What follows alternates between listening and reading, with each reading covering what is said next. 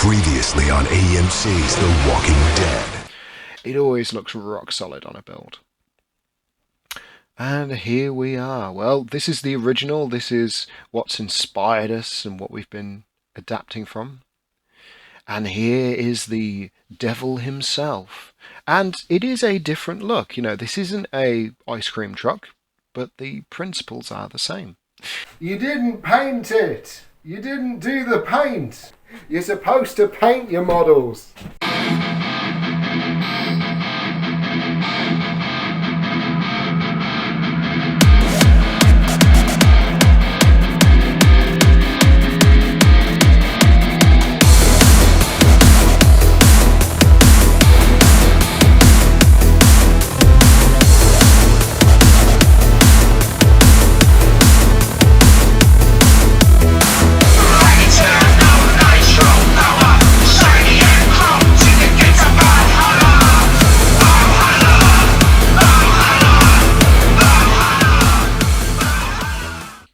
Hello, Wasteland! Yes, and welcome to the final chapter in the three-part How to Build Clown series, which admittedly should only have been 2 parts, but we're here now. So, let's pick up with some unseen footage of the VW Beetle clown car. So, you know, you can use all sorts of details when building your cars, in this case using the little stick grenades from Kyamsil Designs resin grenades kit to make angry eyebrows, and some tasteful little spikes made out of plastic rod. Now it's a simple enough technique, you know, you just cut them in little haphazard sort of angles. Yeah, it kind of gives the impression it's like twisted rebar or something like that, and then just super glue them on. In this case, I didn't actually have a bumper to put at the front of the car, so it was a good idea. And this is a bit different to like our other builds.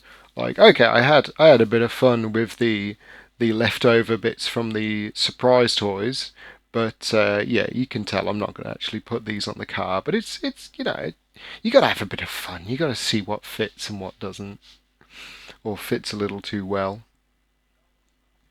But yes, here we are, Ricky the Rat in the little murder bug. And there's a few more bits and pieces that we can add on here. I mean, you can see from that central, you know, open side windows that, in this case, a couple of pistols from the Zynga Industries packs. So today, you know what? Let's look at a technique. Let's look at salt masking. And I don't know why YouTube recommended this for salt masking. This is nothing to do with painting miniatures. No, we're on about this kind of salt masking. Greetings, fellow modelers. In the salt weathering technique tutorial, we will go through the process of fading and weathering the camouflage of your scale model using salt as a masking media. Now, this is a wonderfully simple technique, but my goodness, everywhere I look it's always done by people using airbrushes, and that's simply not the case. You don't need an airbrush to do salt masking. You need hairspray and salt. Now in this case I'm just using some cheapo hairspray and some rock salt that we have in the kitchen, but it is as simple as spraying onto your models that you've base coated, typically in brown or a nice rusty red, and then just grinding some salt on top of them. Just like how I feel when I read some of my YouTube comments. You know that's not the case. I love you guys. I like making these videos. It's all good fun. Alright, so as you can see, they're all nicely dusted up. So what's the idea here? Well, normally you take a spray can or an airbrush and you then spray a base colour over the top. And the idea is once you take a toothbrush or something to it and scrape away the salt, you'd see little patches of that brown or that rusty red underneath. But at the time, thanks to the coronavirus, I didn't have any spray paint, so I thought, oh, well, surely I could just do this by brush. Like surely you can get all of these techniques. You don't actually need the tools, right? And truth be told, yes, you can do this with a brush. You don't need an airbrush. You don't need a spray can. Are the results that good? Well, the black paint will go over the salt, and the salt won't necessarily come off. But when you take a brush to it, I found about half the salt remained and half of the technique was done. So, I count that as a win. I mean, this is, at the end of the day, this is a technique that's, pretty up there in the model making world. This isn't something your average new starter does, but is it as hard as model making fanatics will make out to be? Well, you've got to have the airbrush to be able to do it. No, you don't. Like, you can do this with just hairspray, rock salt, and a paintbrush. Now, admittedly, a spray can would be the better way to do it, but see the results for yourself. Other than the areas where the rock salt has clearly gotten stuck between too many layers of paint and just isn't going to come off, and areas where I've tried to take the rock salt off and it's taken some of that brown base coat with it, so you can just see the bare metal or the bare material underneath, for the most part it's worked fine. So why are we looking at this? Well, this was a technique that I used in my Sweet Tooth build. I didn't talk about it at the time, but it is something that I wanted to do. I mean, there was lots of little funny painting techniques and things I tried. My personal favourite is using a pencil to do scratches, but if you compare that to what a finished Ricky the Rat Volkswagen clown car looks like here, I'd say it's pretty effective.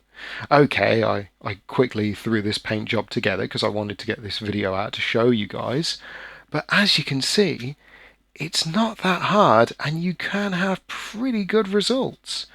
So just checking them out side by side, I'm pretty happy with it. And of course you can do this the correct way with a spray can, but never, I wanted to bring this up when I was doing my tools video, never feel like just because you don't have the right tool that you can't move forwards. Necessity is the mother of all invention, and as people we are driven to find excuses not to do things. I can't do A because I haven't got access to B, or I haven't learned how to do C, or it costs D and I don't have that much. So no, you can always try, you can always throw things together, and I hope that you guys can see this in today's very quick, very dirty episode. Now, there is one thing I want to address at the end of this video, because by the time this video comes out, the previous one, my Dashlands review, will have been out for a couple of days. Now, at the end of that video, it's been pointed out by my partner and a lot of people online, I sound like I'm pretty down on the idea of Dashlands card accessories, and I'm not. It's just my tone of voice at the time. Honestly, I think they're really good cards. Like I've said, I'm gonna play test these. When the corona situation ends, I'm gonna throw them on the table. I'm gonna see how they work for myself. I'm gonna try making a library of cards. I'm gonna try some of the free samples off the website. I'm gonna try lots of different things with these cards and let you guys know what I think. At the end of the day, as I put during that video, this idea was something I think we've all tried out ourselves at some point. I was there back in 2016 trying to piece together on my own card ideas. Now, I never ran with it. I didn't feel the need, but these guys have, and I do think these cards are good. So I hope that puts your minds at ease. That's why they're a sponsor of this channel now. That's why they're in the intro. So yes, thank you all for watching Wasteland. And before we go, so when this video comes out, I'd probably before or during this weekend, I'm recording this on the 28th, so looking at the 30th or whatever, Gaslands UK's Car of the Month competition for May 2020 will most likely have ended. And that means that it is now time for the judging of the cars, which means the next video, which will probably be, Tuesday, Wednesday, Thursday of the coming week, 2nd to 4th of June 2020, will be when the video is put together and the judging will commence. And keep in mind, so far we've had over 30 entries into this competition. and a ton of people are actually getting finished cars in.